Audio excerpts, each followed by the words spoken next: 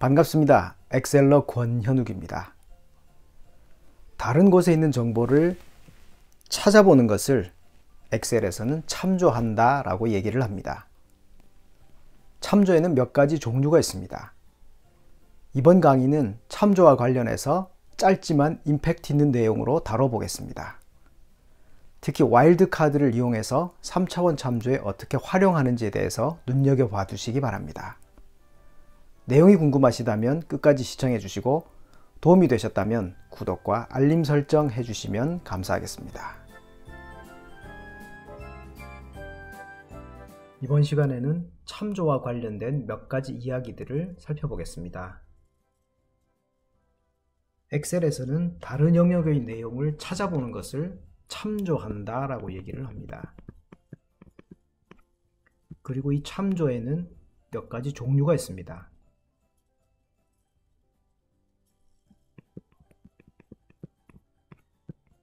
같은 시트의 내용을 찾아볼 수도 있고 다른 시트의 내용을 찾아볼 수도 있겠습니다. 그런가 하면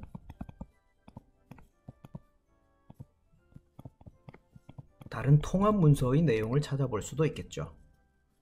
이 중에서 다른 시트의 내용을 참조하는 것을 3차원 참조라고 부릅니다. 그리고 다른 통합 문서의 내용을 참조하는 것을 외부 참조라고 보통 부릅니다. 3차원 참조를 할 때는 인용부호 안에 시트 이름을 기재를 합니다. 그리고 느낌표를 하고 셀 주소를 지정해 주면 되겠습니다. 외부 참조의 경우에는 인용부호 안에 꺾은 괄호를 이용해서 통합 문서 이름을 적어줍니다.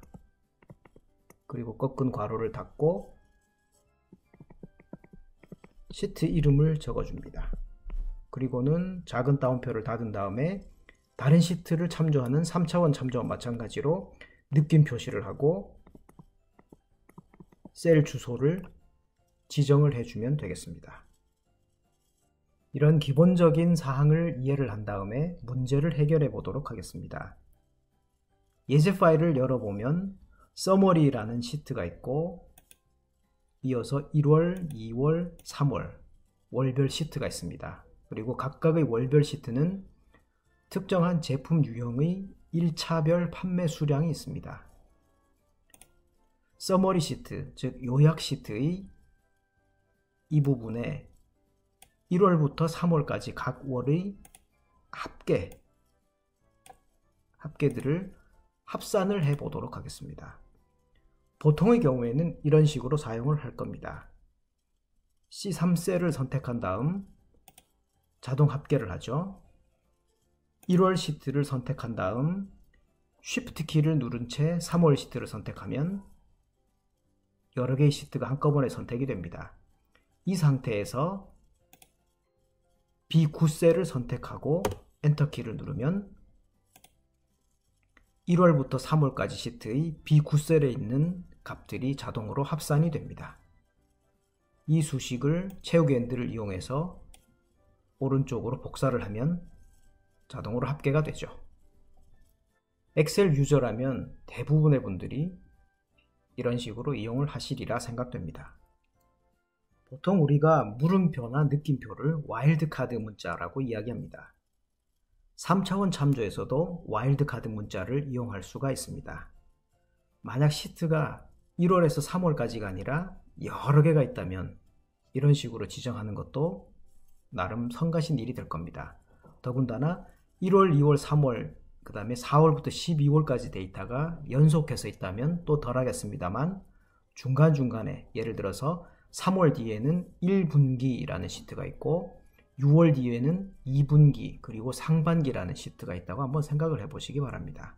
그러면 조금 전에는 우리가 Shift 키를 이용해서 연속적인 시트를 한꺼번에 선택을 했습니다만 그런 경우에는 컨트롤 키를 눌러서 또 일일이 여러 개의 시트를 지정해 주어야 하는 번거로움이 있습니다.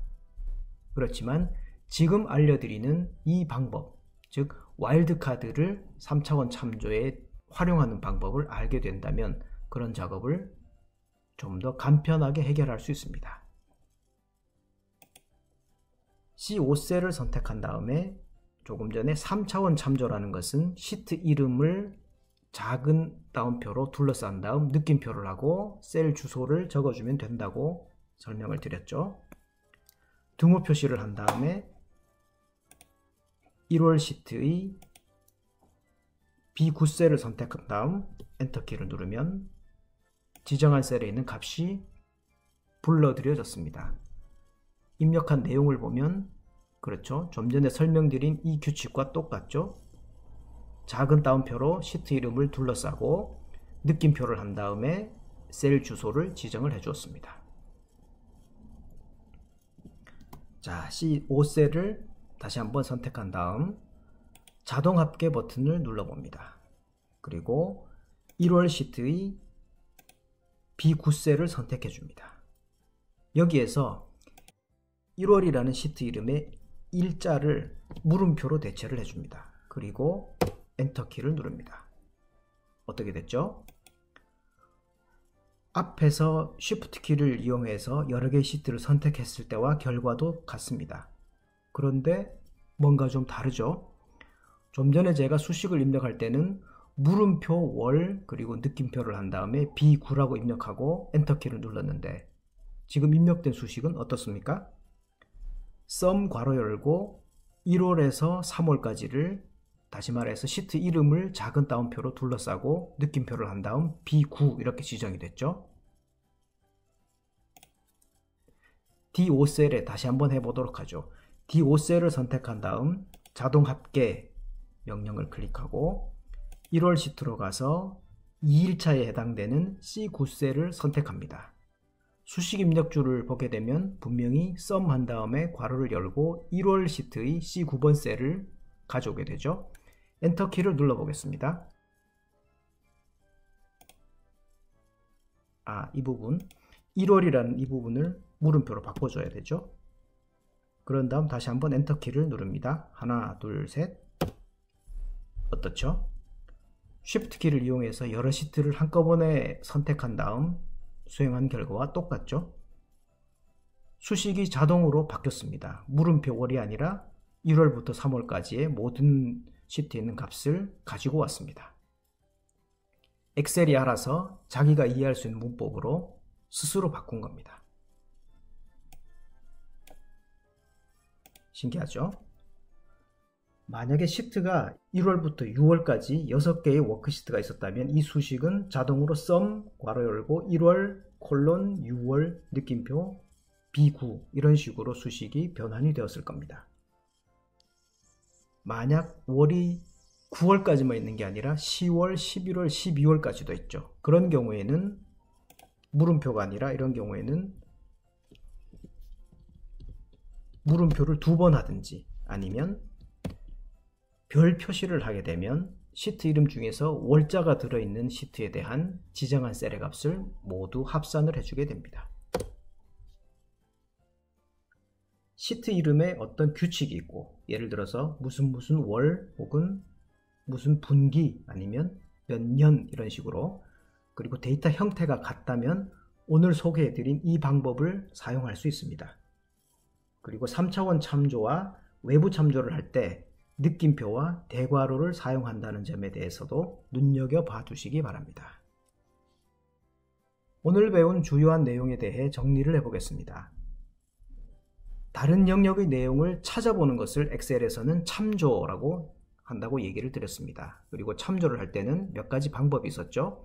같은 시트를 대상으로 할 수도 있고 다른 시트나 다른 통합 문서를 대상으로 할 수도 있었습니다. 다른 시트를 참조하는 경우를 3차원 참조라고 얘기를 하고 다른 통합 문서를 참조하는 것을 외부 참조라고 이야기를 합니다. 3차원 참조를 할 때는 시트 이름을 작은 따옴표로 둘러싼 다음에 시트 뒤에 느낌표를 붙이면 됐죠. 그리고 외부 참조의 경우에는 통합 문서 이름을 대괄호 안에 둘러싼 다음에 시트 이름을 적어주고 느낌표 한 다음에 셀 주소를 지정하면 되었습니다. 끝으로 물음표나 느낌표 같은 와일드카드 문자를 3차원 참조에 적용하는 방법에 대해서도 살펴보았습니다. 어떤 규칙을 가진 시트가 있는 경우에는 이 방법을 적용하면 간단히 문제를 해결할 수 있었습니다. 또한 와일드카드 문자를 이용해서 3차원 참조를 적용을 하게 되면 엑셀이 자기가 이해할 수 있는 문법으로 자동으로 변환을 한다는 사실도 기억해 두시기 바랍니다. 이번 강의는 여기까지 하겠습니다. 오늘 보신 정보가 도움이 되셨나요? 구독과 알람 설정을 하시면 최신 정보를 가장 빨리 보실 수 있습니다. 그리고 보시면 도움이 될 만한 정보에 링크를 걸어 두었으니까 꼭 한번 보시기 바랍니다. 감사합니다.